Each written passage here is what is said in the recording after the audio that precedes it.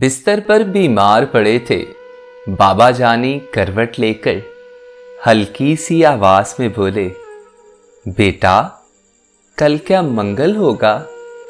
गर्दन मोड़े बिन मैं बोला, बाबा कल तो बुध का दिन है। बाबा जानी सुन ना पाए, फिर से पूछा, कल क्या दिन है?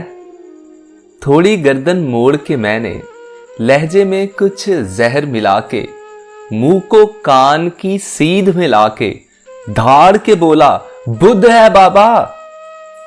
आंखों में दो मोती चमके, सूखे से दो होंठ भी लरसे।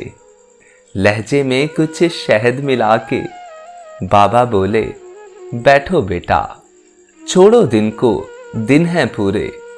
तुम में मेरा हिस्सा सुन लो, बचपन का एक किस्सा सुन लो। यही जगह थी, मैं था, तुम थे। तुमने पूछा, रंग बिरंगी फूलों पर ये उड़ने वाली, इसका नाम बताओ बाबा, इसका नाम बताओ बाबा। गाल पे बोसा देकर मैंने प्यार से बोला, तितली बेटा।